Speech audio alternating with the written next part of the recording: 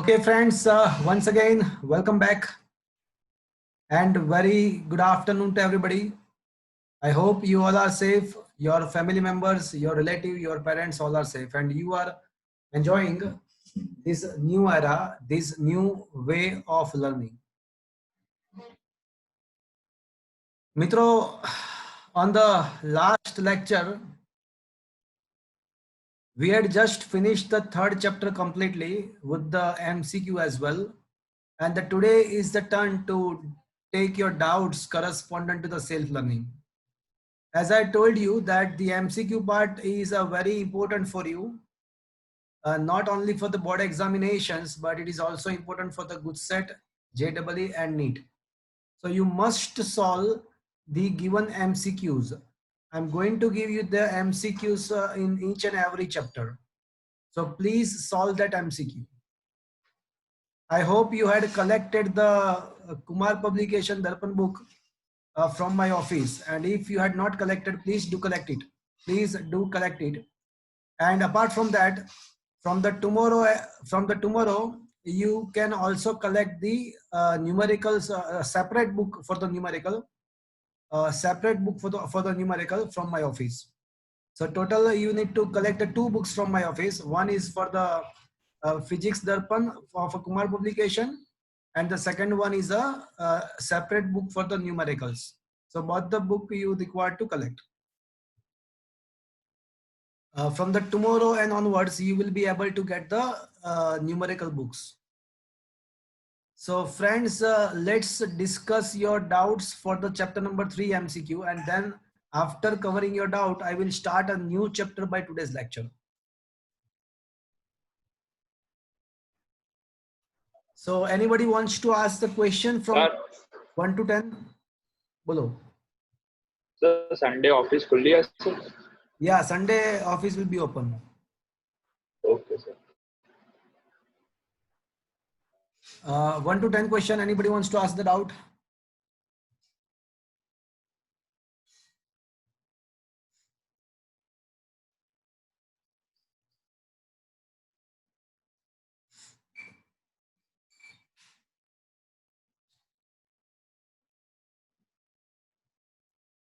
Friends, you want to ask the doubts from the 1 to 10 question? The 12, sir. Okay. Question number 1 to 20. 12. Okay. Question number 12.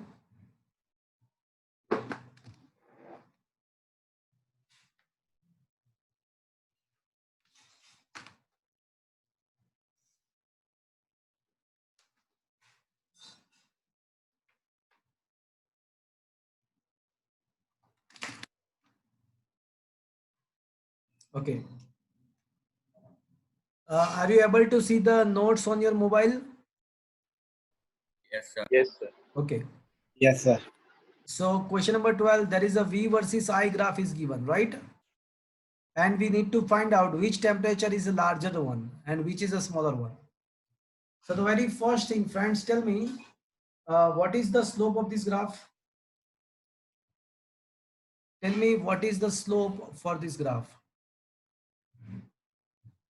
Resistance.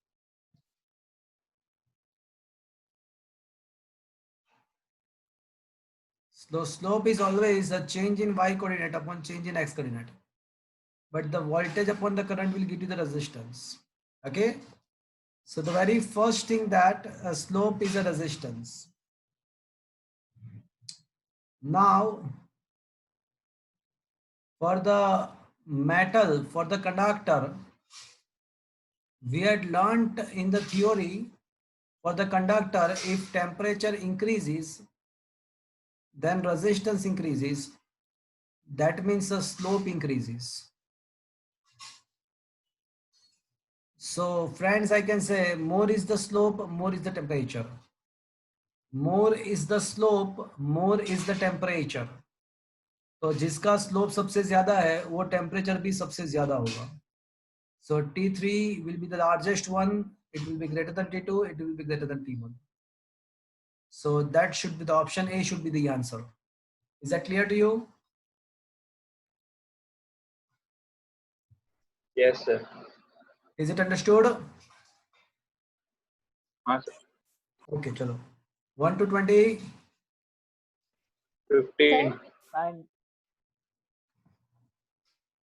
बोलो हाँ sir वही doubt था. कौन सा? कोई बोला 15.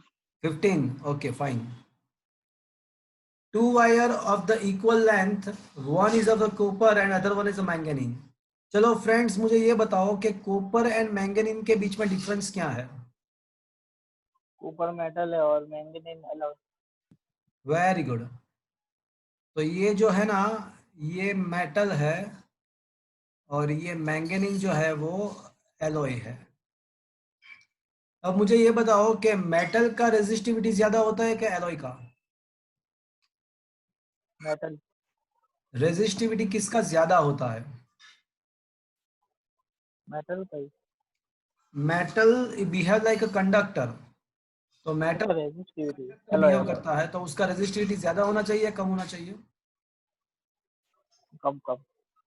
Yeah, metal is behaving, we are using a metal as a conductor. For the transmission of the electricity, we are using a metallic wire. Why?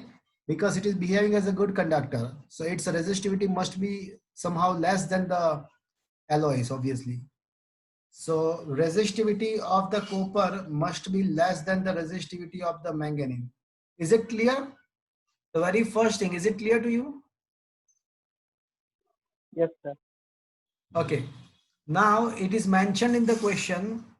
It is mentioned in the question that they are having a same resistance. दोनों का resistance same है. So as they are having a same resistance, starting from that, resistance of the copper is equals to resistance of the manganese. But we have the formula of the resistance. What is the formula for the resistance? Bolo? Rho L upon A. Yeah, exactly. Rho C LC upon AC, Roma, Lama, Ama. Can I say this? Now it is mentioned in the question. It is also mentioned in the question that they are having the equal length. तो अगर दोनों का length equal है तो length will get cancelled from both the sides. So friends, I can say that the cross section of the manganese upon cross section of the copper, that should be in the ratio of resistivity of the manganese upon resistivity of the copper. But अभी मैंने आपको बताया कि manganese का resistivity ज्यादा होता है. तो मैंगनीज का ज्यादा होता है मतलब ये जो रेशियो है ना वो ग्रेटर देन 1 आएगा. The resistivity of copper is less than resistivity of manganese. Vice versa, resistivity of the manganese is greater than that of copper. So that's why the ratio is greater than 1. अब ये ratio greater than 1 है तो इसका मतलब ऐसा हुआ कि manganese का जो क्रॉस सेक्शन है वो कॉपर से ज्यादा है. मतलब it is a thicker. So manganese wire, ये मैंगनीज जो है वो थिकर है. Is it clear to you?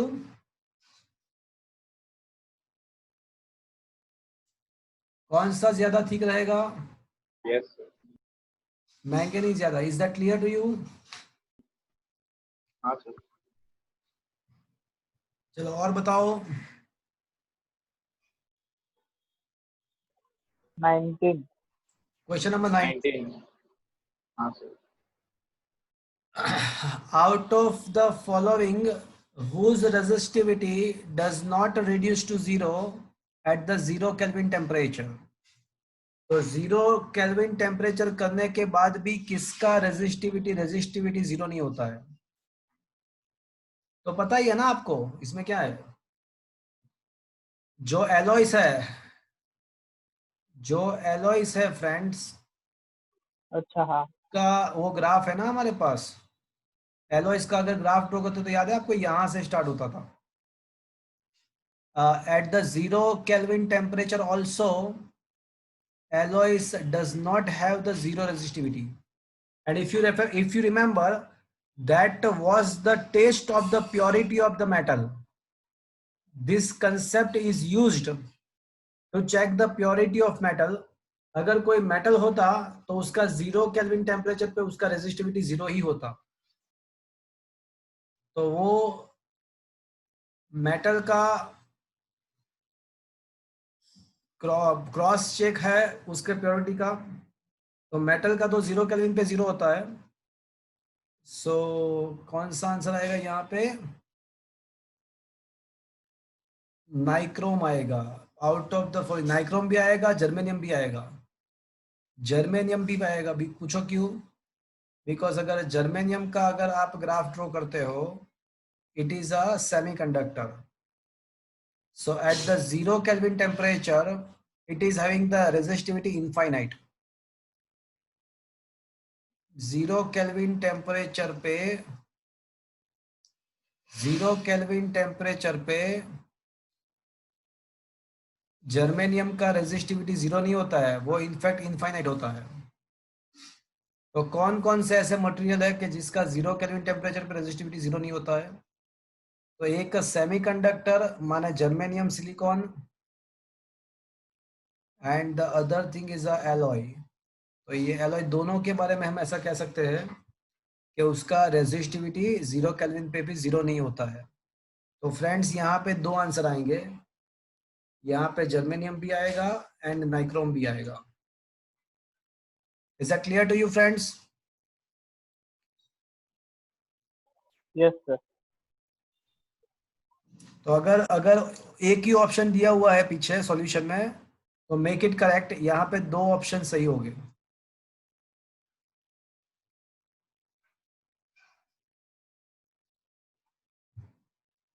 चलो और बताओ, सर बोलो। सर 15 में आर तो इनवर्सली प्रोपोर्शनल नहीं होता एरिया से। नहीं, बट वो कंपैरिजन किसका है? कंपैरिजन जो है वो कॉपर के बीच में एंड मैंगनीज के बीच में है। ओके। हाँ, तो फिर बताओ क्या बोलते हो, बोलो आप।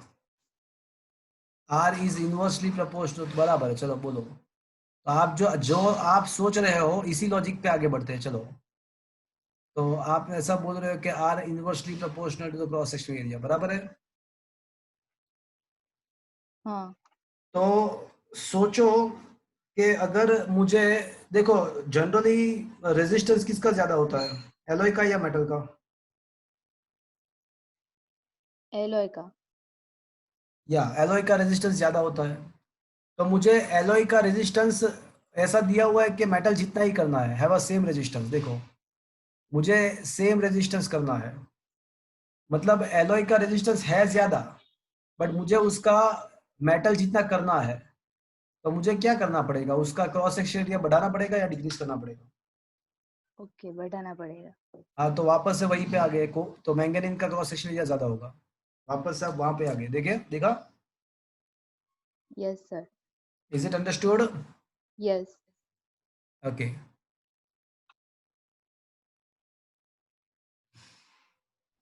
20 and 21. 21 क्वेश्चन नहीं नंबर आते मुझे।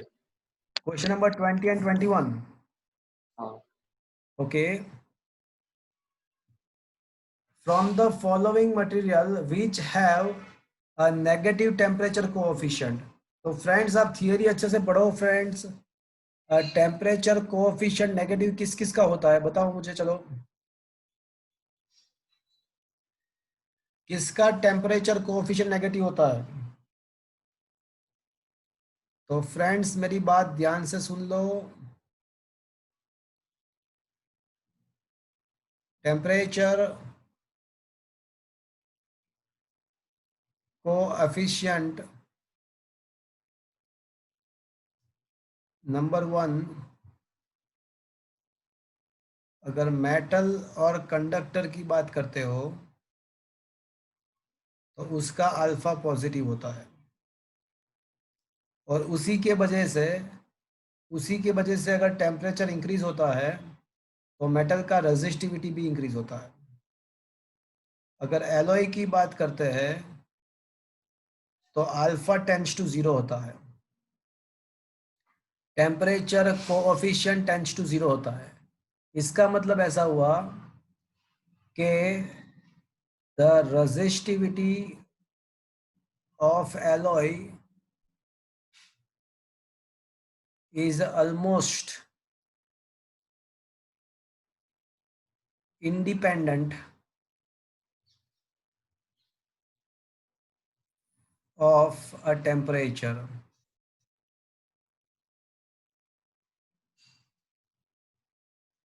So उसका जो resistivity होता है वो टेम्परेचर से ऑलमोस्ट इंडिपेंडेंट होता है. एंड नंबर 3, अगर सेमीकंडक्टर की बात करते हैं, जैसे जर्मेनियम है, सिलिकॉन है, तो फ्रेंड सेमीकंडक्टर में ऐसा होता है कि अल्फा नेगेटिव होता है. एंड उसी की वजह से अगर आप टेम्परेचर इंक्रीज करते हो तो सेमीकंडक्टर का रेजिस्टिविटी इंक्रीज नहीं होता है, वो डिक्रीज होता है. तो क्या ये चीज समझ में आया friends? Is it okay friends? Yes, sir. Okay.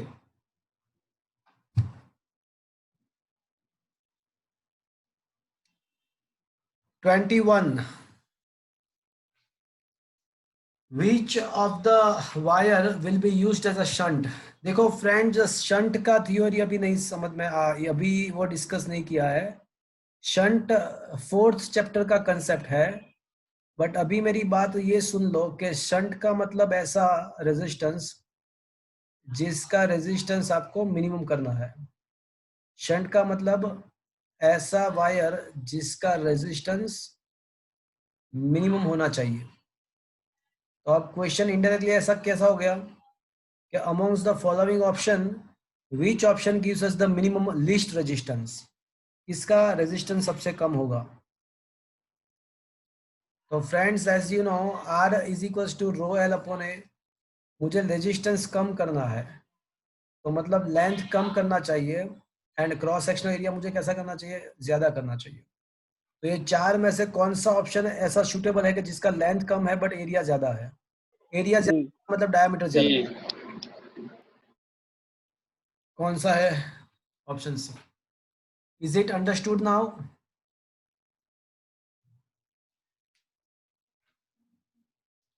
Is it understood? Yes, sir. Yes, Yes, sir. sir. Okay, चलो up to 30 question. 27. 27. Okay okay 24. Okay 24. Okay fine. 24. चलो पहले 24 ले लेते हैं. अच्छा, कौन किसने पूछा 24 वाला? 24 किसने पूछा? सर जूही पटेल. हाँ जूही. चलो मुझे ये बताओ जूही कि ये जो पॉइंट है, ये पॉइंट एंड ये पॉइंट, ये जो चारों पॉइंट है, क्या मैं ऐसा कंसिडर कर सकता हूँ कि all these points are the same points because they are short circuited? Consider it is a small a, it is a small b, small c and small d. क्या मैं ऐसा कह सकता हूँ कि ये सारे जो पॉइंट्स है वो सेम पॉइंट्स है? हाँ सर. तो ये रहा कैपिटल बी मेरा, और कैपिटल बी के साथ मैंने स्मॉल ए को कनेक्ट किया हुआ है. बट मैंने अभी आपको बताया कि A B C and D all of them are the same points. अब सोचो कि R1 किस किस के बीच में है.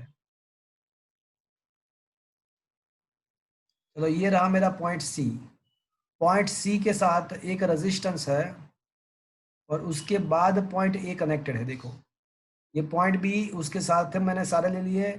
पॉइंट सी के साथ एक रेजिस्टेंस है, वो पॉइंट ए के साथ कनेक्टेड है.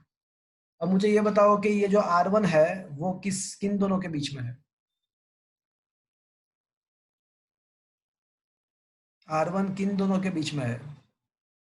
B and C. तो यहाँ पे बी है और यहाँ पे कैपिटल सी है. ये कैपिटल सी वाला यहाँ पे है. तो बी एंड सी के बीच में R1 है. चलो अब R2 किन दोनों के बीच में है? C and C. Small C and capital C के बीच में R2 है. चलो वो भी मैंने कनेक्ट कर दिया. अब R3 किन दोनों के बीच में है? Capital C and small d. और D एंड कैपिटल सी के बीच में R3 है. तो ये R1 आ गया, R2 आ गया, R3 आ गया. अब R4 कौन किसके बीच में है? तो वो मैंने ऑलरेडी कनेक्ट किया हुआ है। क्या R4 जो है ना कैपिटल C एंड A के बीच में, तो ऑलरेडी मैंने वो बताया हुआ है। तो मतलब क्या हुआ कि ये 3 रेजिस्टेंस जो है वो कौन से कॉन्फ़िगरेशन में आ गया, पैरेलल। और उसके साथ जो बाकी बचा वो सीरीज में आया। हाँ सर। तो फाइनली क्या आंसर आएगा? 4R/3। Is that clear to you? Yes sir. Okay.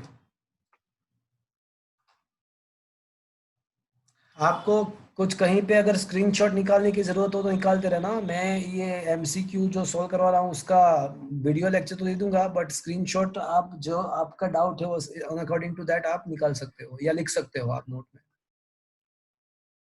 चलो, और कौन सा 27 था?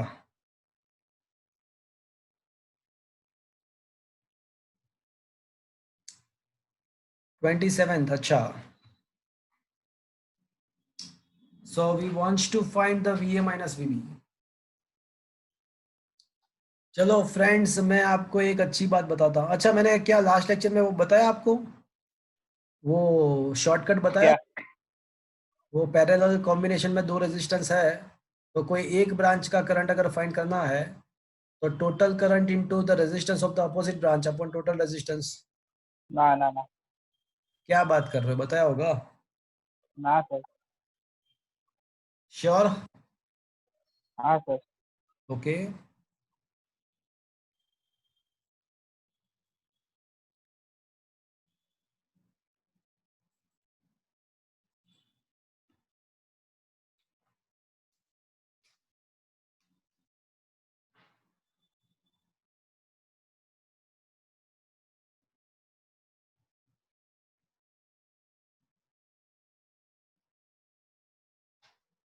Assume that there are 2 resistances are there which are connected in the parallel combination.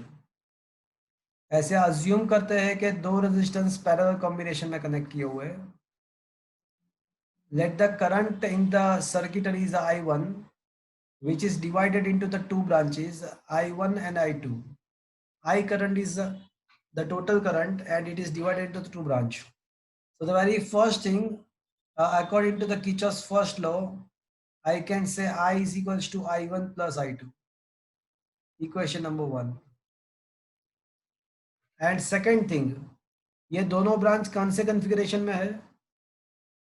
Parallel.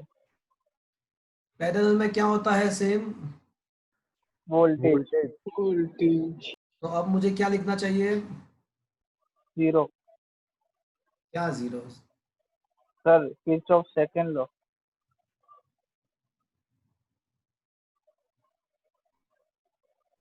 Loop में वोल्टेज। वोल्टेज सेम, तो ऊपर के ब्रांच का वोल्टेज I1 R1 होगा, नीचे की ब्रांच का वोल्टेज I2 R2 होगा। अच्छा ओके। वोल्टेज सेम है ना? हाँ सर हाँ। चलो, अब I1 R1, अब मुझे ये बताओ कि मैं I2 के बदले क्या लिख सकता हूँ? I minus I1। Okay, it will B I minus I1. So I1 R1 is equals to IR2 minus I1 R2. तो I can take the I1 common, तो बाकी बचेगा जो R1 प्लस R2 होगा is equals to IR2. So finally I can say the current flowing from the upper branch is equals to the total current into the resistance of the opposite branch upon total resistance. So finally this is a very important shortcut we had obtained when the 2 branches are connected in parallel.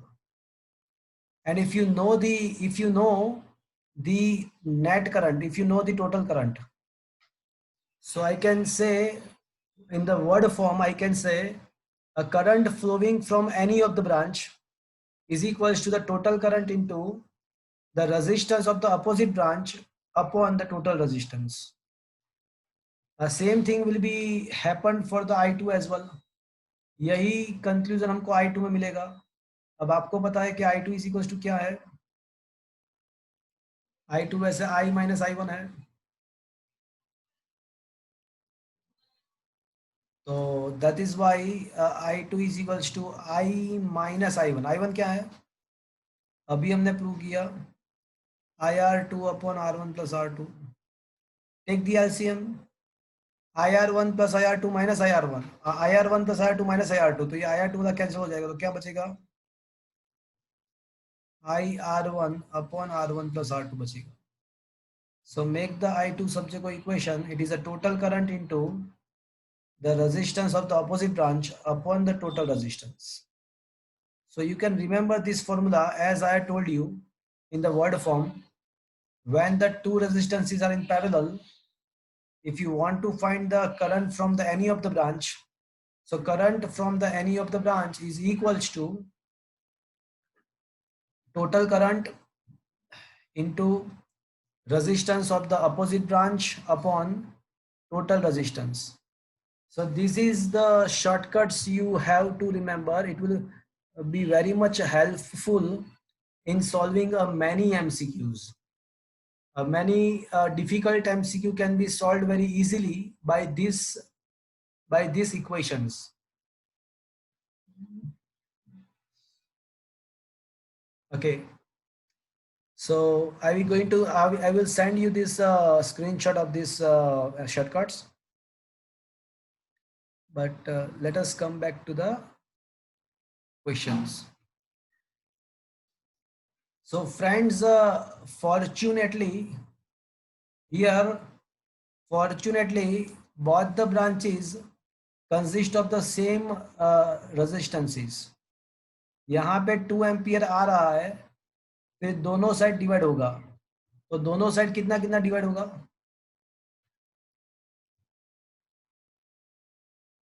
बताओ मुझे. ये 2 ओम है, ये 3 ओम है.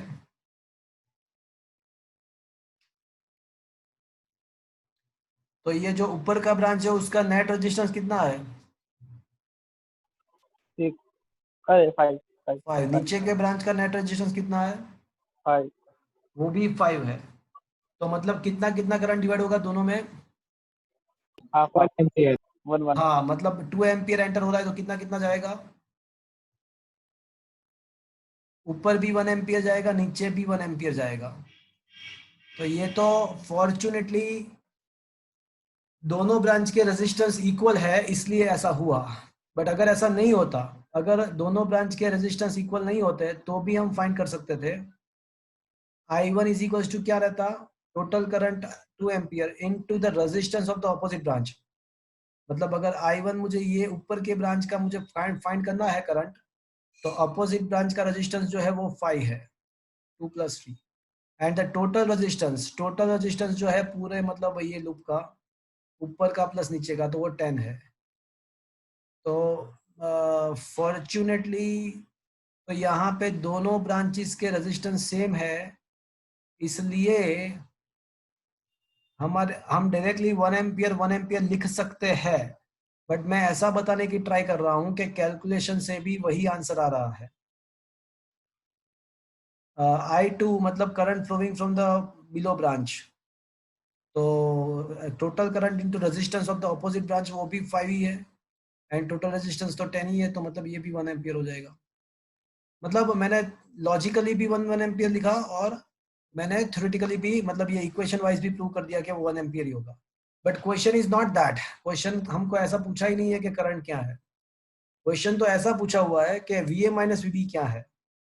तो अब friends मैं एक काम करता हूँ, A से स्टार्ट करता हूँ, मैं C पे जाऊंगा और फिर B पे जाऊंगा, और I will apply the Kirchhoff second law. चलो, starting from the point A मतलब VA, starting from the point A मतलब VA. चलो, अब मैं C पे जा रहा हूँ, तो विद द करंट जा रहा हूँ. तो विद द करंट का मतलब क्या हुआ? -3. -3 × 1. अब C to B, मैं अब C to B जा रहा हूँ, तो C to B जा रहा हूँ मतलब कि मैं अगेंस्ट द करंट हूँ, तो क्या आएगा? +2. +2 × 1. एंड बी पे मेरा खत्म हुआ जर्नी, तो इज इक्वल्स टू बी पे मेरा जर्नी खत्म हुआ सोचने का, तो इज इक्वल्स टू VB. एक बार फिर से, VA with the current -IR, opposite the current +IR, B पे हट के मतलब इज इक्वल्स टू VB. तो अब VA -1 is equals to VB होगा. तो VA - VB is equals to 1 volt plus 1 volt. So this will be the answer. Sir આખું loop complete નહીં કરવાનું? No, because we just want to find the difference between the A and B. So in this all the time kind of questions, we have to start from A and end to B. Okay, in this all the kind of questions. अगर आपको VA minus find, is it okay? Yes sir. चलो और बताओ.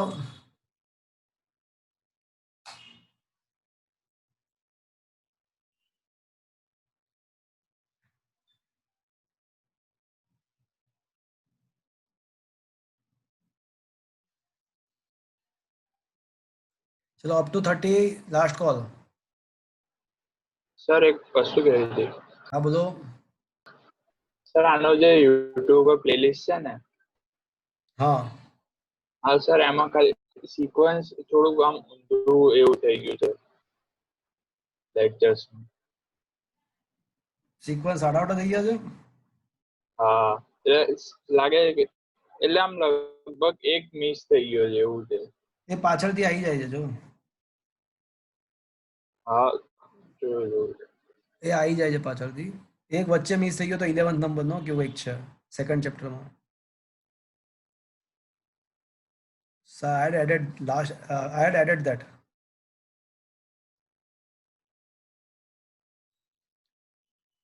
Okay, tell me up to 30 doubts from 1 to 30.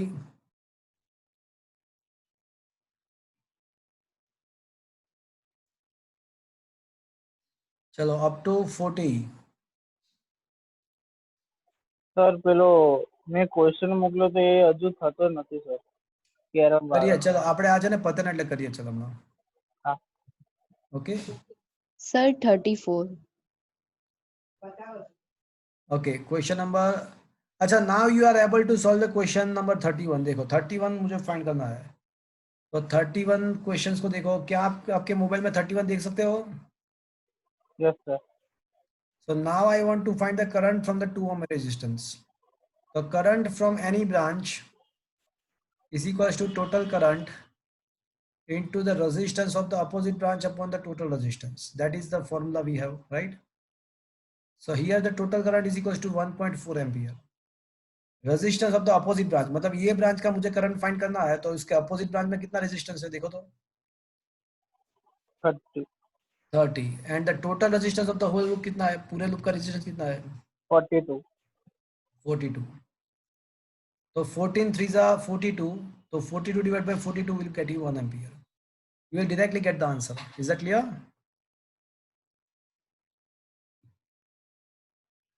So by this shortcut you can directly get the answer. Is it understood friends? Yes sir. अच्छा, आप कौन सा बताया था आपने मुझे? 34 कौन सा बोला था? नहीं सर, 34 नहीं, 1 minute.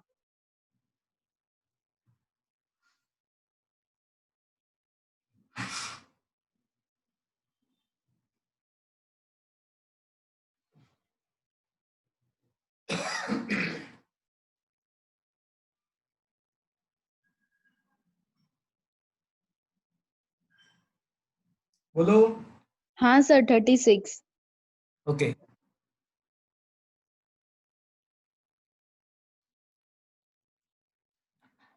A temperature of the conductor increases by 5 Celsius, passing electrical current for the some time.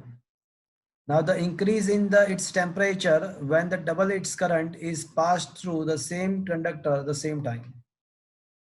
देखो कोई रेजिस्टिव वायर है, उसमें से आप अगर करंट पास करते हो तो मुझे कोई बताएगा what is the heat generate, what is the formula of the heat generate? I square RT. Very good. और अगर ये जो हीट है वो कोई ऑब्जेक्ट का टेम्परेचर बढ़ाती है तो what is the heat gain by that object? अगर उसके टेम्परेचर में डेल्टा टी जितना, डेल्टा थीटा जितना इंक्रीमेंट आ रहा है तो उसका हीट कितना मिला होगा उसको? MC delta T. Very good, MC.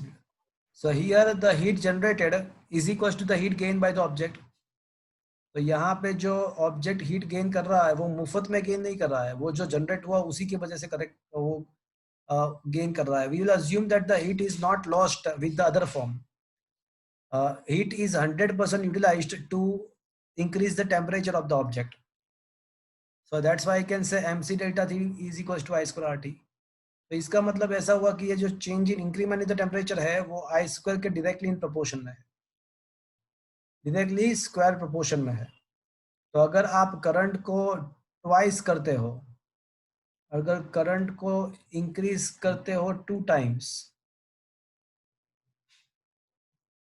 तो 2i upon I the whole square, तो आपका जो टेम्परेचर है, वैसे यहाँ से ही पता चल गया था कि अगर करंट डबल करते हो तो टेम्परेचर 4 टाइम इंक्रीज हो जाना चाहिए. तो टेम्परेचर अब जो टेम्परेचर इंक्रीज होगा तो कितना होगा, तो 4 टाइम्स. मतलब इनिशियली कितना इंक्रीज हुआ था, इनिशियली 5 सेल्सियस इंक्रीज हुआ था, तो now it will be a 5 4 20 Celsius. तो अभी उसका इंक्रीमेंट होगा 20 Celsius. Is that clear to you? Yes, sir. चलो और बताओ. सर 37 में डिफरेंशिएशन करो पड़े. नहीं भैया, पहले तो ये बताओ कि कौन से 2 पॉइंट पे मुझे इफेक्टिव रेजिस्टेंस फाइंड करना है. ना ना सॉरी सर 37 नहीं 39 सॉरी. अच्छा, let me complete this now. तो सबसे पहले ये 2 पॉइंट पे इफेक्टिव रेजिस्टेंस फाइंड करना है. अब देखो ये जो दोनों पॉइंट है ना वो सेम पॉइंट है. देखो ये शॉर्ट सर्किटेड है, तो इसका मतलब ऐसा हुआ कि ये जो 2R रेजिस्टेंस है उसको मैं यहाँ पे कनेक्ट करने के बदले, उसको यहाँ पे कनेक्ट करने के बदले उसको मैं अगर यहाँ पे कनेक्ट करता हूँ तो भी चलेगा, बिकॉज ये दोनों पॉइंट सेम ही है. तो अब सोच के बताओ ये 2R एंड 2R कौन से कॉन्फ़िगरेशन में हो गए. अब ये 2R पैरेलल. ये 2R पैरेलल में हो गया. तो 2R 2R का पैरेलल क्या होता है, 1. R. 2R/2 मतलब R. तो इसका R हो जाएगा, और ये R के साथ वो दूसरा वाला R कौन से कॉन्फ़िगरेशन में है, सीरीज. सीरीज. तो R सीरीज में मतलब 2R, और 2R के साथ नीचे वाला जो R है वो पैरेलल में आ जाएगा. तो 2R into R upon 2R plus R, it comes out to be a 2R/3. Is that clear? 2R and R का पैरेलल कॉम्बिनेशन, तो 2R into R upon 2R plus R, it is a 2R/3. चलो अब कौन सा पूछना है, कौन सा है अभी, कौन सा बोल रहे थे आप?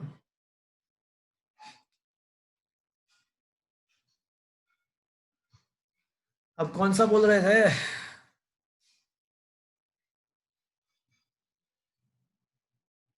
अरे बता भी दो. 39. ओके.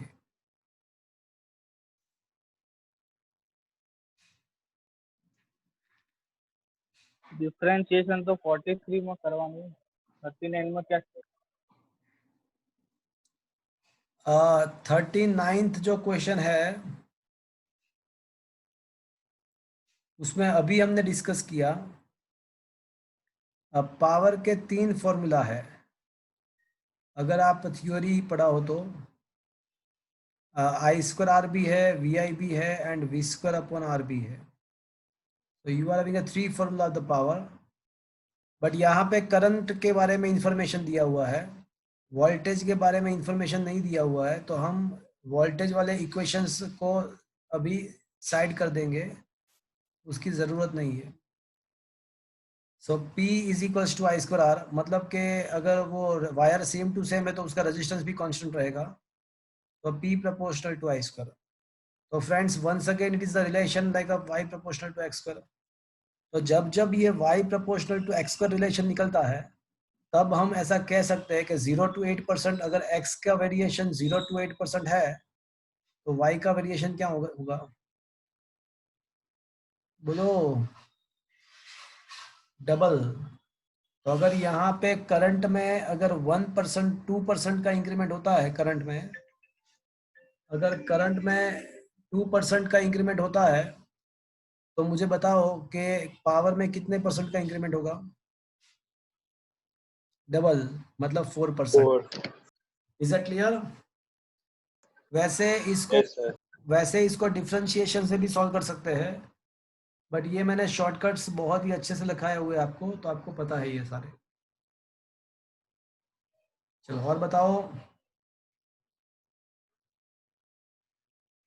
તો ડિફરન્શિયલ એટલે તમે એવું કહો છો કે ડેલ્ટા या એટલે ડેલ્ટા या एग्जैक्टली वही। ડેરિવેટિવ અને ડેલ્ટાનું આપણે રેશિયો સેમ આવે. अरे हाँ, P is equals to I square R, तो delta P by P is equals to 2 times delta I by I। હા બરાબર. तो कांस्टेंट है, मतलब R का तो 0 हो जाएगा, तो ये हो जाएगा dp by P is equals to 2 times DI by I। दोनों साइड अगर हम 100% से मल्टीप्लाई कर देंगे तो ये परसेंटेज हो जाएगा, तो delta I by delta I into 100% तो 2% है, तो फाइनली आंसर आ जाएगा 4%। बट ये है ना, मैंने डेल्टा को डी में कन्वर्ट किया, देखो यहाँ पे। तो फ्रेंड्स आप डेल्टा को डी में कन्वर्ट कर सकते हो, कब कर सकते हो? Limit delta T tends to 0, delta X upon delta T है, तो उसको आप D X upon D T में कन्वर्ट कर सकते हो, बट कब कर सकते हो? जब ये क्वांटिटी बहुत स्मॉल हो, मतलब when the quantity is a very much small, when the quantity is a very much small, then and then you can do it। मतलब 1 to 8% के लिए आंसर अभी पता चला आपको क्यों डबल होता है। तो 1 to 8% के लिए डबल कर सकते हो, बिकॉज वो डिफरेंशिएशन से भी उसका डबल हो रहा है। Is that clear? Is it okay? Yes, sir. Yes sir, yes sir.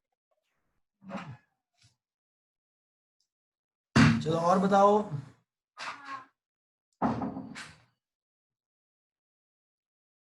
Up to 50, चलो बताओ अप टू 50।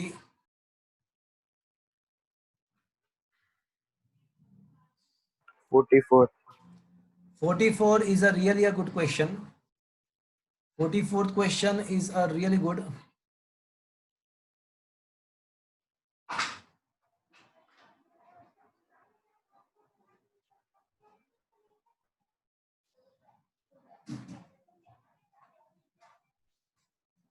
ये फिगर थोड़ा बराबर नहीं दिया हुआ है, ऐसा है, मतलब क्रॉस सेक्शन ऐसा टीडा लिया हुआ है। देखो आपको ये पता होगा कि electrical current is equals to integration J dot D ए।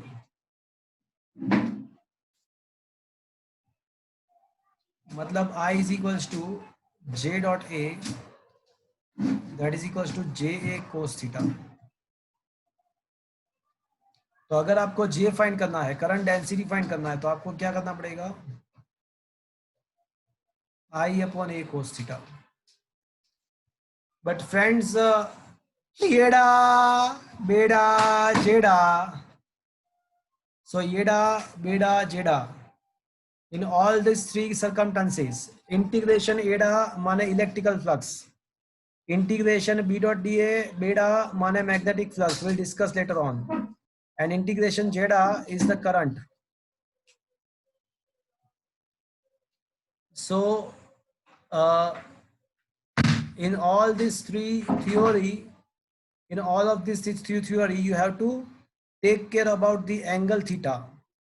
अब यहाँ पे एंगल कौन से दो क्वांटिटी के बीच में, मुझे कोई बताएगा कौन से दो क्वांटिटी के बीच में एंगल है?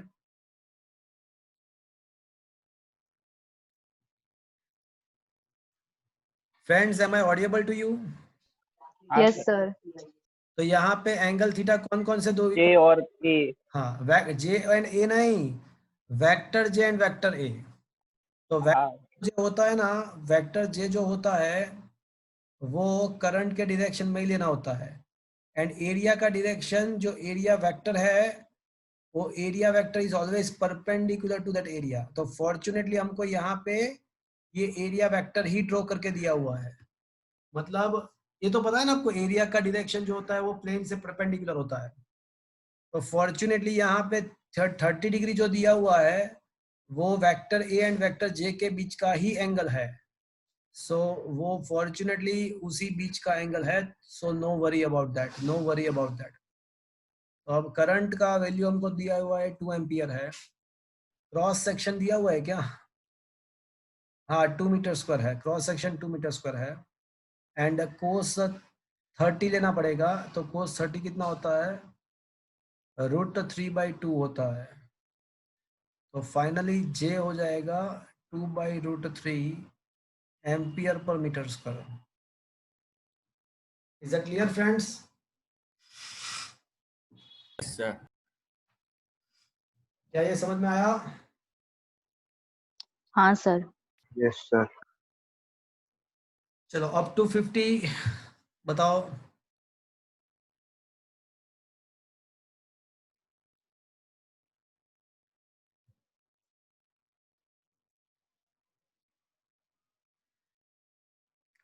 Sir, 48. ओके 48। देखो friends, it is a very very very good question. An electrical kettle has a 2 heating coils. When one of the coil is switched on, the given quantity of the water in the kettle starts boiling in the 40 minutes. When the other coil only is switched on, the same amount of the water starts boiling in the 10 minutes. Now if the two coils start simultaneously in the parallel combination, how much will the amount of the water take to boil? तो मतलब electrical kettle है, उसमें 2 coil है, पहले coil 1 को start किया, फिर coil 2 को स्टार्ट किया और फिर दोनों को पैरेलल में साइमल्टेनियसली स्टार्ट किया। दोनों को पैरेलल में कनेक्ट करके साथ में स्टार्ट किया और हर एक बार हमने जो सप्लाई दिया वो तो घर से ही दिया होता है। मतलब supplied voltage every time 230 volt ही है। मतलब electrical it is a home appliances. हमारे घर पे कोई भी प्लग ले लो आप, वहां पे 230 वोल्ट ही आएगा। मतलब every time the voltage which is applied is always remaining the same, every time voltage same है। तो अगर दोनों कॉइल को साथ में स्टार्ट करते हैं तो क्या टाइम लगेगा, ऐसा क्वेश्चन है।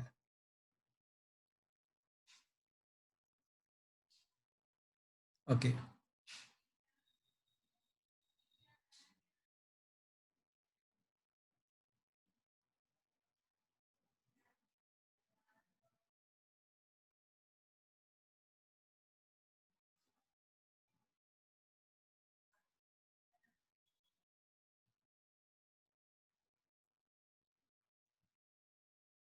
ओके सो मेरी बात ध्यान से सुनना।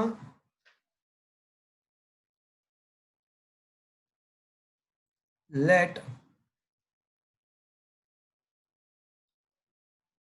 H heat is required to boil given water in the kettle.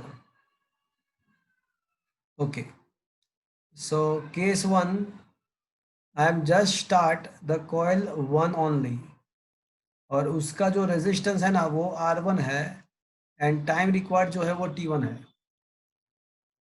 तो हीट का जो फॉर्मूला होगा वो क्या होगा friends?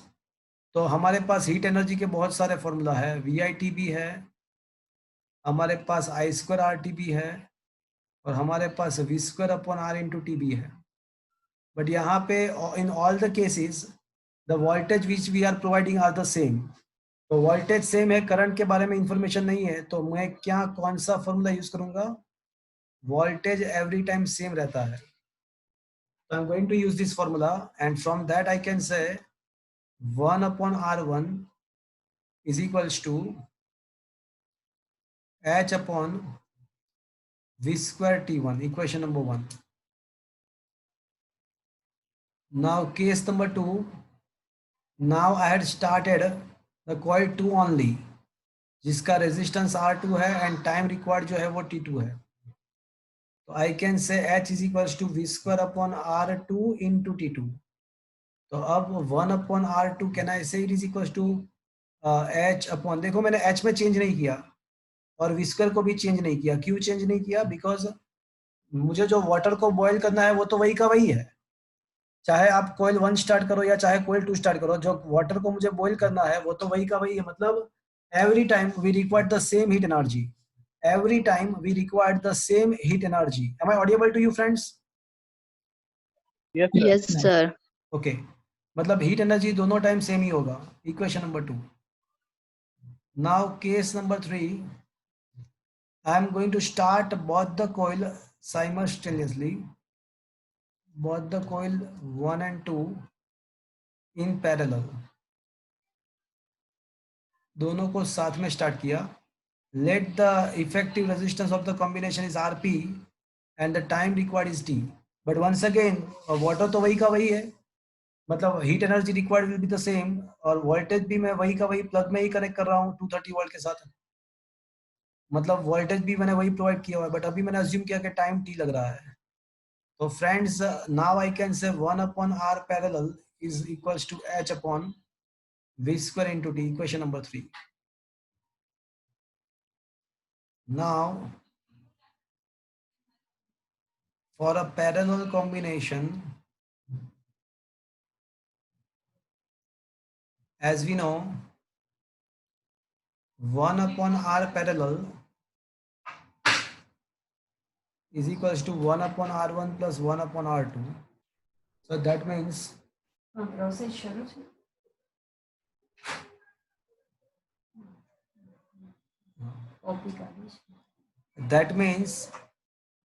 h/v² t is equals to h/v² t1 plus h/v² t2. So h/v² get cancelled from every side. So 1/t is equals to 1/t1 plus 1/t2. मतलब कि अब जो टाइम लगेगा वो t1 into t2 upon t1 plus t2 लगेगा. तो ये जो फॉर्मूला है वो आप एज अ शॉर्टकट याद रख सकते हो.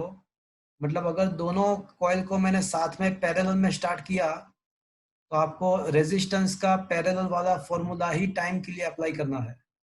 और अगर लास्ट में ऐसा दिया होता कि दोनों को मैंने सीरीज में कनेक्ट करके स्टार्ट किया है तो कितना टाइम लगेगा, अगर ऐसा पूछा होता तो मैं सीरीज कॉम्बिनेशन का ही फॉर्मूला अप्लाई करता, t1 प्लस t2. यहाँ पे दिया हुआ है कि t1 जो है ना वो 10 है, t2 जो है वो 40 है. तो 10 इंटू 40 अपॉन 10 प्लस 40. यहाँ पे दिया हुआ है हमको, लेट मी चेक. या तो यहाँ पे t1 जो है वो 40 है एंड t2 है 10 है, और दोनों को पैरेलल में कनेक्ट किया हुआ है. तो आपको मतलब आपको डायरेक्टली क्या याद रखना है कि पैरेलल में कनेक्ट किया है तो टाइम के लिए रेजिस्टेंस का पैरेलल वाला ही फॉर्मूला अप्लाई करो. और अगर सीरीज में कनेक्ट किया है दोनों को तो सीरीज वाला फॉर्मूला ही अप्लाई करो. तो यहाँ पे पैरेलल में कनेक्ट किया हुआ है तो 10 इंटू 40 अपॉन 10 प्लस 40, तो 40/5 मतलब 12.5 समथिंग आएगा. 40/5 मतलब 8 आएगा answer. Is it clear? Is it clear? Yes sir. और अगर यहाँ पे दोनों कॉइल को पैरेलल के बदले सीरीज लिखा होता लास्ट में तो क्या आंसर आता? 50। तो 50 शुड बी द आंसर. क्या ये સર તો પછી આ તો પેરેલલ માં કનેક્ટ કરાય ને? या एग्जैक्टली अगर आपको टाइम कम करना है तो पैरेलल में ही कनेक्ट करना चाहिए. देखो एनर्जी तो जो कंज्यूम करेगा तो वो तो वही का वही कंज्यूम करेगा, बट टाइम अगर कम करना है तो आप पैरेलल में कनेक्ट कर सकते हो तो ज्यादा अच्छा रहेगा. Okay, is it clear? हाँ सर। चलो और बताओ.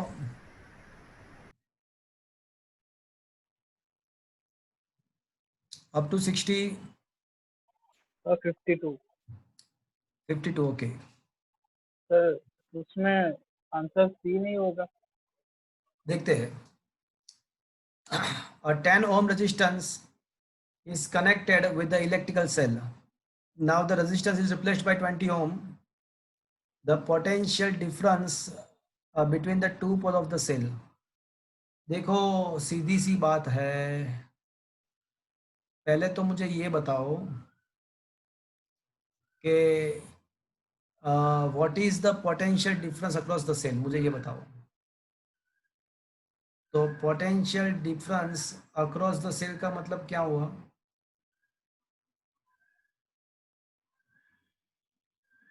Terminal voltage. And what is the terminal voltage? Charging की बात नहीं है यहाँ पे, सेल को हम चार्ज नहीं कर रहे हैं, चार्जिंग की बात नहीं है, मतलब तो फिर V is equal to E minus I R ही होगा। Okay, so terminal voltage equal to E minus I R. अब जो सेल है ना वो तो फिक्स्ड है, मतलब ई का वैल्यू एंड आर का वैल्यू तो फिक्स्ड ही रहता है, ई का वैल्यू एंड आर का वैल्यू तो फिक्स्ड ही है। अब आपको ये भी पता होगा कि कोई एक्सटर्नल रेजिस्टेंस है, तो current flowing from the circuitry can be given by this formula. तो पहले जो एक्सटर्नल रेजिस्टेंस था ना वो 10 था और फिर बाद में 20 है। तो मुझे ये बताओ कि एक्सटर्नल रेजिस्टेंस इंक्रीज हुआ या डिक्रीज हुआ? इंक्रीज। एक्सटर्नल रेजिस्टेंस इंक्रीज हुआ, तो ये जो करंट जो फ्लो हो रहा है वो डिक्रीज होगा या इंक्रीज होगा? डिक्रीज।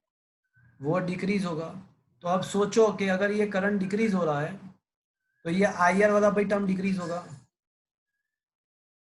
तो आई आर वाला टर्म डिक्रीज होगा, तो जो टर्म जिस टर्म का सब्ट्रैक्शन हो रहा है वो डिक्रीज हो रहा है, तो फाइनल रिजल्ट में क्या होगा? इंक्रीमेंट आएगा। जो टर्म सब्ट्रैक्ट हो रहा है वो डिक्रीज हुआ, तो फाइनल रिजल्ट इंक्रीज होगा। Is that clear? Sir but V equals to IR થી જોવા જઈએ તો જે अरे ચેન્જ वो V આવશે इज તો equal to current I R किसका वोल्टेज है, पहले ये तो सोच लो। V is equal to I R किसका वोल्टेज है, पहले ये मुझे बताओ। वो इन दोनों के बीच का रेजिस्टेंस के अक्रॉस वोल्टेज है। तो चलो आप ऐसा बोल रहे हो कि V equal to I R से सोचना है, तो चलो सोचते हैं, बोलो और क्या सोचना है, बोलो। सर तो वोल्टेज तो सेम ही होगा ना, जो क्यों वोल्टेज सेम डिक्रीज होगा होगा? वो तो सर रेजिस्टेंस बढ़ेगा तो करंट में डिक्रीमेंट होगा बट वोल्टेज तो वही रहेगा ना। अरे वो बैटरी का वोल्टेज तो वही रहने की बात है, बट यहाँ पे बैटरी की वोल्टेज की बात नहीं है ना, ये टर्मिनल जब करंट पास हो रहा है बैटरी में से तो ये टर्मिनल वोल्टेज हो जाता है। टर्मिनल वोल्टेज का फॉर्मूला ये है ई minus I are, only E नहीं है। तो मतलब करंट के साथ वो चेंज हो रहा है, देखो अगर करंट चेंज हो रहा है तो टर्मिनल वोल्टेज भी सेम चेंज होगा ना। अरे सीधी हाँ सर। बात है, अगर आप रेजिस्टेंस आप चेंज करोगे सर्किट का तो सर्किट का करंट भी चेंज होगा, तो करंट भी चेंज होगा, उसके टर्मिनल वोल्टेज भी चेंज होगा और उसके अक्रॉस ये जो रेजिस्टेंस अक्रॉस द वोल्टेज वो भी चेंज होगा ना।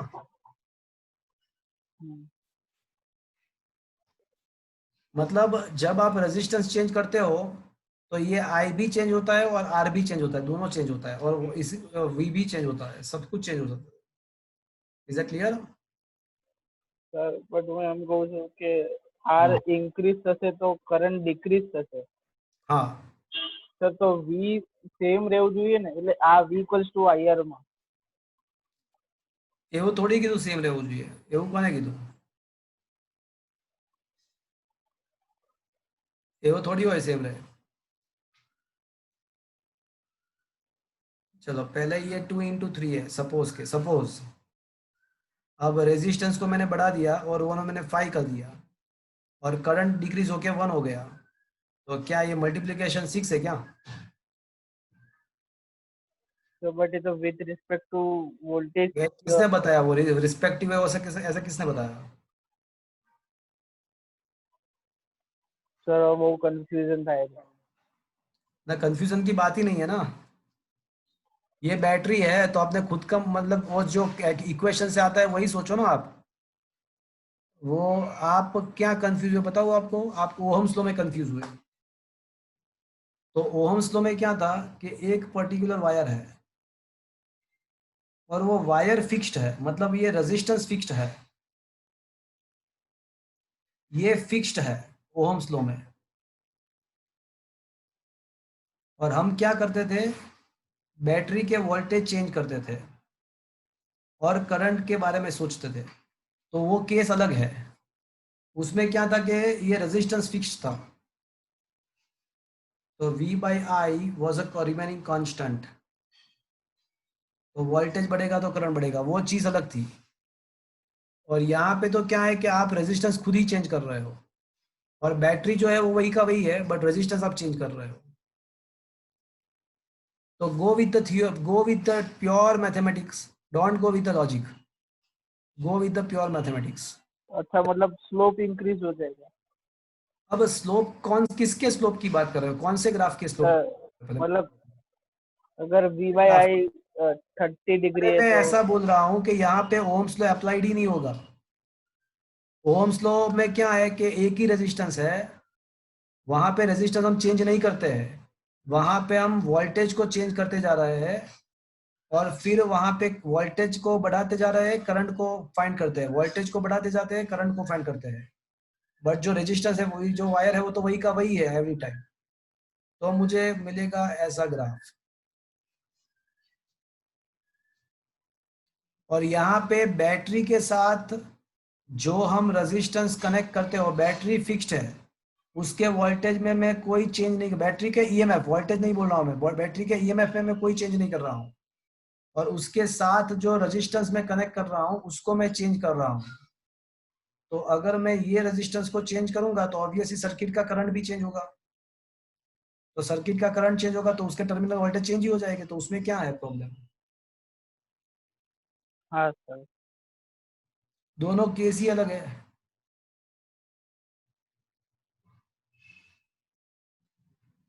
Okay, okay sir. चलो और बताओ।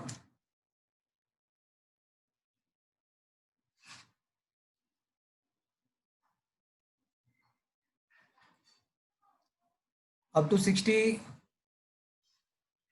सर मतलब मैं वो बोल रहा था कि अगर हमने 2 वॉट का बल्ब कनेक्ट किया है एक सर्किट में, अच्छा, कौन से सर्किट? और कोई भी सिंपल सर्किट। अच्छा, चलो मैं बताऊँ आप क्या कहना की क्या ट्राई करोगे। यहाँ पे सपोज के 5 वोल्ट का बैटरी है, हाँ। उसका इंटरनल रेजिस्टेंस अज्यूम करो कि 1 ओम का है। हम्म, ओके, हम्म। और यहाँ पे एक बल्ब मैंने कनेक्ट किया। चलो अब बताओ क्या बोल रहे हो आप? सर वो बल्ब का मतलब मिनिमम मैक्सिमम मैक्सिमम वोल्टेज 2 देखो, बल्ब 2 का वोल्ट। मिनिमम एंड मैक्सिमम होता ही नहीं है, वो फिक्स्ड ही हाँ होता मतलब 2 वोल्ट। है। बल्ब का वोल्टेज फिक्स्ड होता है। हाँ तो सर। कुछ चेंज करते हो सर्किट में तो वो चेंज हो जाएगा। अगर सर्किट में कुछ चेंज करते हो तो वो चेंज होगा, but otherwise it is a fixed one. हाँ सर, मैं वही बोल रहा हूँ कि बल्ब का वोल्टेज फिक्स रहने वाला है, तो सर वही तो V equals to I R, मैं वही तो बोल रहा हूँ। अरे मैं क्या बोल रहा हूँ, मैंने बोला, पता नहीं चला आपको? मैं ऐसा बोला कि सर्किट में अगर चेंज करते हो तो चेंज हो जाएगा ना। यहाँ पे हमने सर्किट में चेंज किया ना, वो एक्सटर्नल रेजिस्टेंस को चेंज किया ना, मैंने 10 ओम से 20 ओम कर दिया ना मैंने एक्सटर्नल रेजिस्टेंस को। तो जब तक आप सर्किट में कुछ चेंज नहीं लाते हो तो उसके वोल्टेज सेम रहेंगे। बट अगर देखो, मैं आपको सिंपल सी चीज सिखाऊं, अब आपको एक और सिंपल सी चीज सिखाऊं।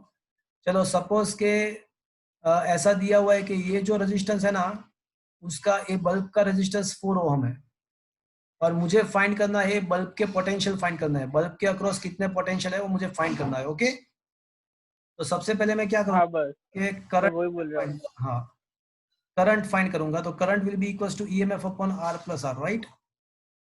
तो ये यस सर। हो जाएगा 5/5, मतलब 1 एम्पियर हो जाएगा। Yes sir. तो अब क्या होगा कि voltage across the bulb is assume to be V dash, so V dash equals to I R. अब करंट फ्लो रहा है 1 एम्पियर एंड रेजिस्टेंस 4 ओम है, तो इसका मतलब क्या हुआ, इसके अक्रॉस जो अभी जो इसके अक्रॉस वोल्टेज है ना, वो 4 वोल्ट है। ओके, अब अब कोई बंदा ऐसा कहता है, अब मैं थोड़ा सर्किट को चेंज करता हूं और मैं यहाँ पे एक और 5 ओम का रेजिस्टेंस कनेक्ट कर देता हूं, और वापस से ये कैलकुलेशन करना है कि अब मुझे ऐसा पूछा है कि now what is the potential of the bulb now. अब मुझे बल्ब का पोटेंशियल वापस से फाइंड करना है, बल्ब का पोटेंशियल मुझे वापस से फाइंड करना है। तो अब वो चेंज हो जाएगा, बिकॉज अब करंट चेंज हो जाएगा। अब करंट का वैल्यू क्या आएगा, तो EMF upon net resistance upon net, तो ईएमएफ तो अभी वो 5 वोल्ट ही है, बट नेट रेजिस्टेंस अब 10 ओम हो जाएगा। क्यों? 4 + 5 + 1। तो अब करंट कितना फ्लो होगा सर्किट में से? 0.5 एम्पियर फ्लो होगा। तो now what is the voltage across the bulb? तो अक्रॉस द बल्ब जो वोल्टेज होगा वो अब I डैश आर होगा। अब I डैश का वैल्यू 0.5 है, आर तो बल्ब का तो रेजिस्टेंस 4 का 4 ही है। तो now the potential across the bulb will not be equal to remains the 4 volt, it becomes of 2 volt. और एक चीज, और आप जो ये समझ में आया आपको, यहाँ तक समझ में आया? हाँ सर, बट मैं तो वो हाँ कह रहा था कि बल्ब के अंदर जो फिलामेंट है उसका रेजिस्टेंस बढ़ाओ, यहाँ पे हाँ चलो रिप्लेस करो। अच्छा उसका रजिस्टर बढ़ा देते हैं। अच्छा चलो चलो वही करते हैं, चलो वही भी वो भी कर देते हैं। आप जो बोलते हैं वो करते हैं। अब बल्ब के फिलामेंट का रेजिस्टेंस बढ़ा देते हैं। पहले वो फिलामेंट का रेजिस्टेंस कितना था? पहले 4। फिलामेंट का 4 ओम था। अब चलो अज्यूम करो कि वो अभी मैं उसको 8 वोल्ट कर देता, 8 ओम कर देता हूँ। अब सोच लो कि बल्ब के फिलामेंट का रेजिस्टेंस 8 वोल्ट है, और ये 5 को भूल जाओ, ये 5 को भूल जाओ, वो वैसा का वैसा ही है। ओके, और अब ये सोचते हैं कि मैंने बल्ब चेंज कर दिया, बल्ब का फिलामेंट चेंज कर दिया। अब मैंने बल्ब का फिलामेंट जो है ना, उसका ऐसा फिलामेंट लिया कि जिसका 8 ओम हो। तो क्या उसके वोल्टेज सेम रहेंगे? नहीं रहेंगे। अब क्या होगा? अब करंट कितना फ्लो होगा? अब करंट कितना फ्लो होगा वो सोचो। कम। तो अब करंट कम फ्लो होगा, वो जो आप सोच रहे थे वही था हुआ कि भाई 8 ईएमएफ जो है वो तो 5 है, और मैंने इसको 8 के बदले में 9 करूंगा ना तो मुझे ज्यादा अच्छा रहेगा, कैलकुलेशन इजी हो हाँ जाएगा। सर। 9 कर रहा हूँ। ओके, हाँ सर। चलो मैंने 9 कर दिया, तो 9 + 1 मतलब क्या होगा? 10 होगा। हाँ सर। चलो अब आप ऐसा सोच रहे थे कि करंट तो कम हुआ, वो तो आप भी सोच रहे थे कि करंट तो कम होगा ही होगा, करंट तो कम हुआ, बट आपका सोच ऐसा था कि वोल्टेज सेम रहना चाहिए। तो है क्या सेम है? सोच लो क्या सेम है, करो भाई यार। तो आई तो कम हुआ, रेजिस्टेंस ज्यादा हुआ, बट जो आंसर आया वो वापस से पहले कितना आता था? 4 आता था, अब कितना आ रहा है? हाँ बराबर। तो बढ़ गया ना, बढ़ा ना, हाँ सर। बढ़ा के नहीं बढ़ा? हाँ सर। तो वही तो बताने की ट्राई कर रहा हूँ कि बढ़ बढ़ जाएगा वो। Okay sir. Okay hmm. चलो, तो अब बोलो।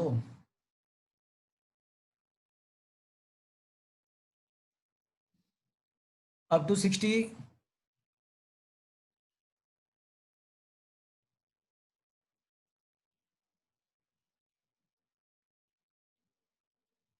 Up to 60, sir 55। 55। अच्छा, सो 55 में क्या है सोचो कि the figure below shows the motion of electron in the absence and presence of the electric field. देखो ड्रिफ्ट वेलोसिटी क्या है वैसे? तो ड्रिफ्ट वेलोसिटी ऐसा है कि it is the sorry, drift velocity electron कब गेन करता है? जब हम इलेक्ट्रिक फील्ड अप्लाई करते हैं। याद करो वो ड्रिफ्ट वेलोसिटी वाला थ्योरी उसके बाद ही आया था।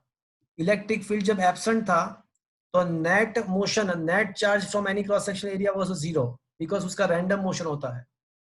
बट इलेक्ट्रिक फील्ड जब प्रेजेंट होता है तब ही ड्रिफ्ट वेलोसिटी का पिक्चर में आता है। अब देखो दो फिगर दिया हुआ है आपको, एक फिगर के अंदर इलेक्ट्रिक फील्ड प्रोवाइड नहीं किया हुआ है, तो वो इलेक्ट्रॉन कहां से कहां पे जा रहा है? देखो उसका डिस्प्लेसमेंट कितना है? In the absence of electric field what is the displacement? 10⁻⁻⁴ metre. तो मतलब वो तो इलेक्ट्रिक फील्ड है या नहीं है, वो इतना तो जा ही रहा है, मतलब इलेक्ट्रॉन 10⁻⁴ तो जा ही रहा है। बट इलेक्ट्रिक फील्ड जब प्रेजेंट करते हो तो वो कुछ ज्यादा मूव होगा, तो अब उसका डिस्प्लेसमेंट थोड़ा ज्यादा बढ़ जाएगा, मतलब जो है उससे बढ़ेगा। तो मतलब इलेक्ट्रिक फील्ड के द्वारा कितना बढ़ा? What is the effect of the electric field? पहले 1 तो था ही, अब 2 हो गया, तो मतलब इलेक्ट्रिक फील्ड के द्वारा कितना डिस्प्लेसमेंट चेंज हुआ?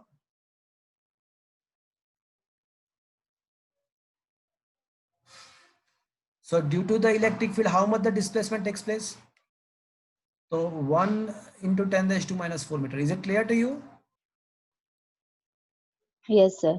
अब ये जो डिस्प्लेसमेंट है इलेक्ट्रिक फील्ड के द्वारा इतना हुआ, और उसको टाइम से डिवाइड करेंगे तो मुझे ड्रिफ्ट वेलोसिटी मिलेगा। तो drift velocity is equal to 1 × 10⁻⁴ upon time interval, and time interval 10 second दिया हुआ है, तो drift velocity I can say it is a 10⁻⁵ metre per second. Is that clear? Yes sir. आप मेन तो पहले ये सोचो कि ऐसा क्यों किया। तो फ्रेंड्स, ड्रिफ्ट वेलोसिटी का कंसेप्ट कब आता है? जब हम इलेक्ट्रिक फील्ड अप्लाई करते हैं। तो इलेक्ट्रिक फील्ड अप्लाई करने से कितना एक्सेसिव डिस्प्लेसमेंट मिलता है वो आपको फाइंड करना है। By application of the electric field, how much the extra displacement takes place, that is need to be find. तो यहाँ पे इलेक्ट्रिक फील्ड के द्वारा कितना ज्यादा मिला तो आपको उसमें सब्ट्रैक्शन करना पड़ेगा। पहले जो था उसमें से अभी जो मिला उसमें से पहले जो था उसको सब्ट्रैक्शन करोगे तो आपको इलेक्ट्रिक फील्ड के वजह से कितना एक्सेसिव डिस्प्लेसमेंट मिला वो मिल जाएगा। Now displacement divide by time करो तो आपको वेलोसिटी मिल जाएगा। Is that clear to you?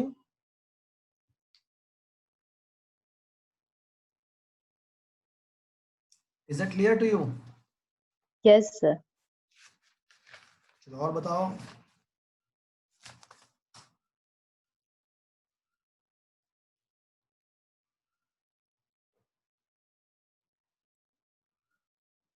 up to 70।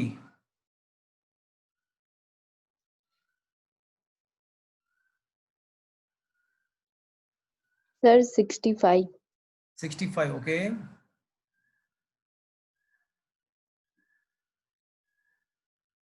Heater coil connected to the supply of 220 volt, dissipating the power P1. Now the coil cuts into the two half, and the two halves are connected in parallel. Then what is the power dissipated? चलो पहली बात ये है, मेरी बात ध्यान से सुनना। पहले जो पावर है वो ऐसा है कि supply voltage same to same है, connected with the supply of 220 volt, मतलब हमने घर में कनेक्ट किया हुआ है। तो चाहे आप केस नंबर 1 ले लो या केस नंबर 2 ले लो, वोल्टेज सेम है। जब वोल्टेज सेम होता है तो पावर का कौन सा फॉर्मूला अप्लाई करना होता है? V²/R वाला अप्लाई करना होता है। I²R आप कब अप्लाई करोगे? जब करंट सेम रहता है। तो यहाँ पे मतलब कोई भी फॉर्मूला कभी भी अप्लाई कर सकते हैं, बट कौन सा ज्यादा बेनिफिशियल रहेगा? तो जब वोल्टेज पोटेंशियल कांस्टेंट रहता है तो बेनिफिशियल कौन सा रहेगा? V²/R वाला रहेगा। जब करंट कांस्टेंट रहता है तो I² वाला R वाला ज्यादा बेनिफिशियल रहेगा। अब ये केस नंबर 1 है। अब सोचो, अब यहाँ पे ऐसा बोला गया है कि फिलामेंट को बीच में से काट दिया और दोनों पार्ट को पैरेलल में कनेक्ट कर दिया। तो मुझे कोई बताएगा अब जो नया जो सिस्टम हुआ उसका रेजिस्टेंस कितना होगा? R/2 कितना होगा? हाफ। गलत, R/4 होगा। क्यों? पहली बात को दोनों के बीच में से काटा तो दोनों पार्ट का कितना हो जाएगा? अच्छा। और वो दोनों को वापस से पैरेलल में कनेक्ट किया। देखो तो what is the new resistance of the system? R1/4 to you. तो P2 इज इक्वल टू क्या होगा? V²/R2, बट R2 क्या है? R1/4 है, तो 4 ऊपर चला जाएगा और V²/R1 वैसे का वैसा। वैसे V²/R1 है क्या? वो तो P1 है। तो फाइनली आई कैन से P2/P1 is equals to 4:1। But यहाँ पे P1/P2 पूछा हुआ है, तो P1/P2 क्या रहेगा फ्रेंड्स? 1:4। तो क्या ये फ्रेंड समझ में आया आपको?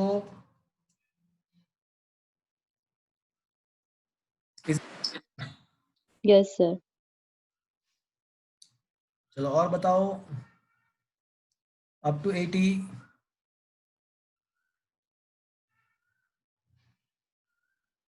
Up to 8080। Sir 70। 7070, okay. Sir उसमें सब पैरेलल हो जाएंगे ना? हाँ परफेक्ट, बात खत्म, बात खत्म। तो क्या आ जाएगा आंसर? इसमें सारे पैरेलल है, देखो R/4। R/4 is the answer. हाँ हाँ अभी मैंने इस टाइप का करवाया था ना, उसमें एक पैरेलल में नहीं था, इसमें एक में यहाँ पे डिस्कनेक्टेड था, याद है? अभी मैंने करवाया था उसमें हाँ सर। एक में ऐसा था कि यहाँ से कनेक्शन नहीं था, याद है?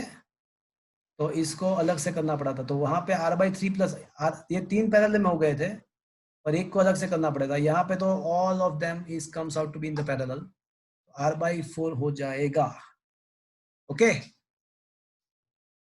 Yes sir. चलो और बताओ अप टू 80।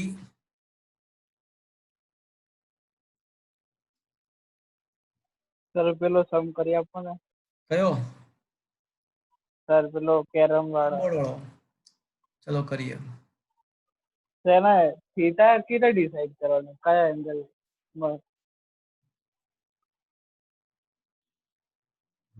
લાસ્ટ આન્સર તો મળી ગયો 2√2 એ તો ડાયરેક્ટ સેન્ટર થી હોલ થઈ જશે બટ સર बोलो સર પેલી પ્લેલિસ્ટ જોઈ એમાં લેક્ચર 12 નથી ચેપ્ટર 3 નો. એટલે 12 લેક્ચર છે ને પછી મેં એડ કર્યો, હું તને એવું કહું છું। ના એટલે પ્લેલિસ્ટમાં છે જ નહીં, એટલે 11 પછી ડાયરેક્ટ 13 14 અને 15 જ છે, પછી નથી. 12 લેક્ચર નથી, હા. I will check. ઓકે देखो ये कैरम बोर्ड दिख रहा है। યસ સર ओके क्या क्या करना पड़ता है यार। अब मैंने कैरम बोर्ड बनाना सीख लिया, देखो आप कंप्यूटर पे।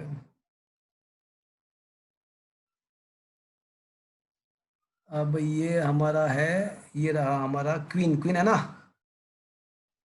હા સર अच्छा तो ये है क्वीन, यहाँ पे ही पढ़े हैं ना पहले। હા હા સેન્ટર पे ही है। अच्छा और क्या करते हैं, वो क्वीन को स्ट्राइकर ने स्ट्राइक लगाया तो वो ऐसा है कि यहाँ से यहाँ पे गई और यहाँ से वापस रिबाउंड होके ये गया अंदर। रानी तो पप्पा नहीं, ऐसा ऐसा ही था ना, ऐसा ही था ना। હા સર હા સર ओके तो अब क्या करना है आपको, ट्राइगोनोमेट्री का ही यूज है और कुछ नहीं यहाँ पे। ओके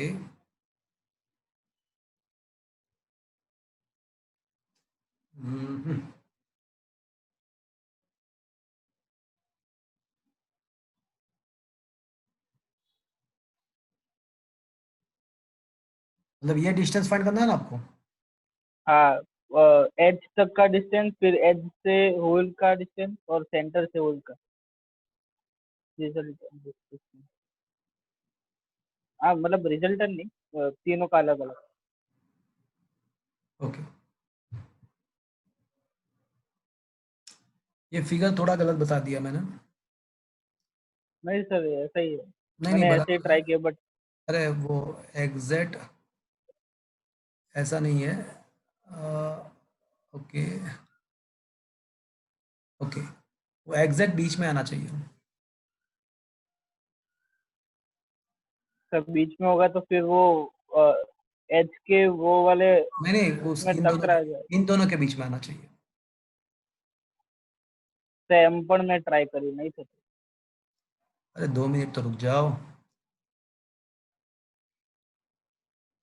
चलो मतलब ये एक समझ में आया आपको, ये मतलब 4 पार्ट होगा, 1 2 3 4 हो गया ना अभी, समझ में आ हाँ गया, सर समझ में आ गया। हाँ सर सर 3 पार्टी है सर 1 2 3 एंड आई 4, मीन हाँ मतलब बराबर। मतलब वो सारे का 1 1 हो जाएगा, 1 1 1 हो जाएगा। क्यों, बिकॉज 4 क्रॉस 4 है ना।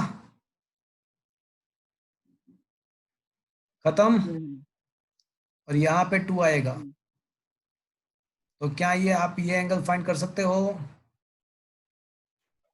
मतलब ये एंगल फाइंड कर सकते हो आप, हाँ सर तो उसके द्वारा कॉस आपको ये एंगल भी मिल जाएगा। ओके इसके बीच का उसका डबल करना है आपको, अब कर सकते हो आप। Okay okay is it okay. हाँ सर ओके बोलो अब क्वेश्चन नंबर बोलो अप टू 80। Sir, 76. हाँ 76 बहुत ही इंटेलिजेंट है. 76 and 78 both are very important. Very good. Okay. देखो पावर जो है ना, जैसे कुछ भी हमको लिखा नहीं है, कुछ भी बताया गया नहीं है, तो आपको ऐसा सोचना है कि वो हम घर पे यूज करते हैं अप्लायंसेस को, और हमारे घर में जो वोल्टेज होता है ना वो ऑलवेज कांस्टेंट होता है 230 वोल्ट. मतलब ये रिलेशन आपको सोचना है. इसका मतलब ऐसा हुआ कि अगर पावर के बारे में सोचेंगे तो रेजिस्टेंस का जो होगा उससे अपोजिट होगा. तो अगर दो डिवाइसेस अगर पैरेलल में है तो आपको फॉर्मूला कैसे अप्लाई करना है? अगर दो डिवाइसेस पैरेलल में है तो रेजिस्टेंस से उल्टा सोचना है. एडिशन. हाँ रेसिप्रोकल है रेजिस्टेंस का, तो मतलब तो आपको सीरीज वाला फॉर्मूला अप्लाई करना है. और अगर दो डिवाइसेस सीरीज में है तो रेजिस्टेंस से उल्टा सोचना है आपको, because P proportional to 1/r है. तो ये फॉर्मूला आपको लगाना है. Is that clear to you? And vice versa आप ऐसा भी सोच सकते हो कि if n number of identical bulbs are connected, all of having power p are connected in a parallel, so net consumed power will be equals to np, and all of them are connected in series, then net consumed power will be p by n. Resistance से exactly उल्टा formula apply करना है. क्या ये समझ में आया? ऐसा क्यों? Yes, sir. Because p proportional to 1/r है. Is that clear? तो यहाँ पे कौन सा कॉम्बिनेशन है? सीरीज कॉम्बिनेशन है, तो आपको कौन सा फॉर्मूला अप्लाई करना है? पैरेलल वाला. Is that clear? चलो अब मुझे सोच के बताओ कि इस Sir. स्टेट में क्या आंसर आएगा. Most of the students are making mistake here. What should be the answer in the 78th question?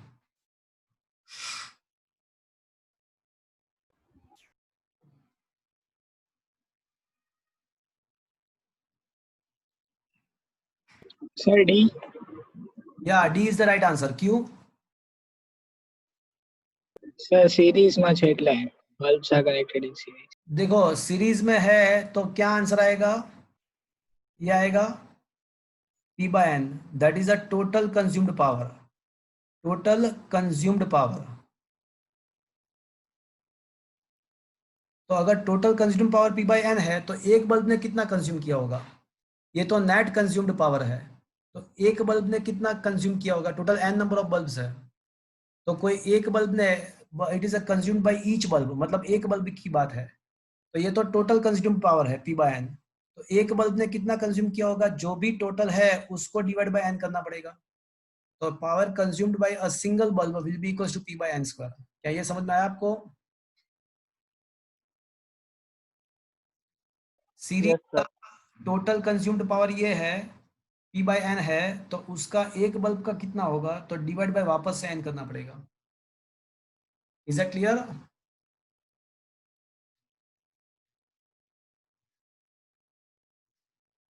Yes, sir. Okay. चलो और बताओ up to 90.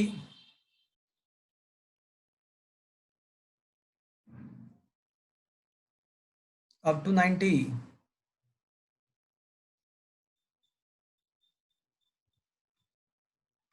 Up to 90.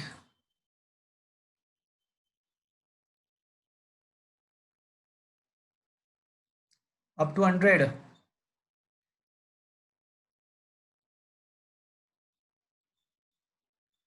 Up to 100.